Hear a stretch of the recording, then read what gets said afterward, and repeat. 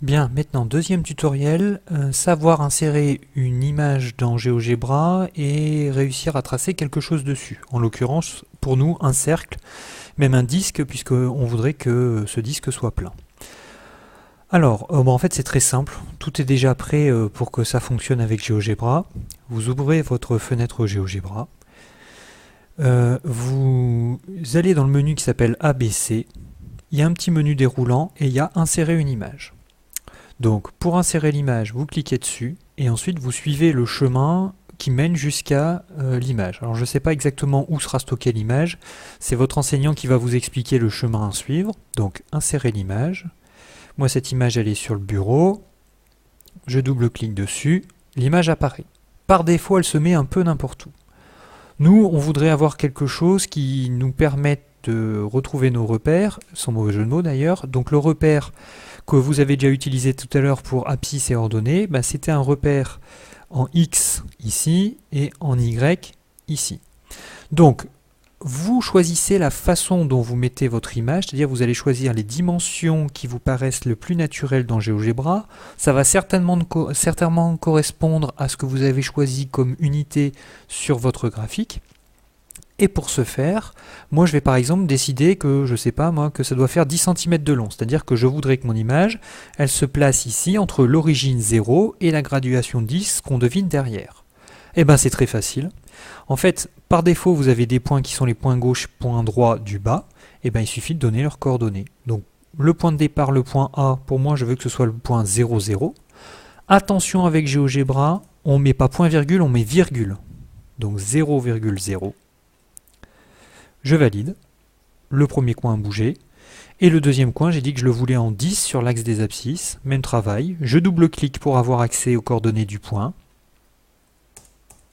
et je mets 10,0, et je valide. Et mon image, elle s'est mise à l'endroit que je voulais. Éventuellement, après, vous pourrez déformer cette image si vous le souhaitez, mais bon, généralement, ça donne quelque chose d'à peu près cohérent. Deuxième opération, on souhaite pouvoir insérer quelque chose sur cette image, en l'occurrence nous des cercles, des disques on a dit tout à l'heure. Encore une fois c'est très simple, il suffit d'aller dans le menu cercle qui est ici. Alors nous ça sera un cercle qui sera défini par son centre et par son rayon. On me propose d'abord de cliquer sur le centre puis de définir le rayon. Alors je vais aller cliquer sur le centre, je décide de le mettre sur le R qui est ici. Je clique, le point apparaît. On me demande le rayon, ça c'est votre travail à vous de représentation, vous avez travaillé sur la proportionnalité, sur les dimensions des différents disques que vous voulez créer. Donc moi je décide par exemple 0,4, imaginons que ce soit le résultat de mon étude. Je valide. Le cercle apparaît. Bon maintenant ce cercle je voudrais le remplir. Donc je vais cliquer sur le cercle, clic droit. Donc clic droit, si j'arrive à l'attraper. Hop.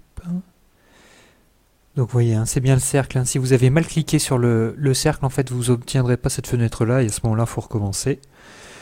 Propriété.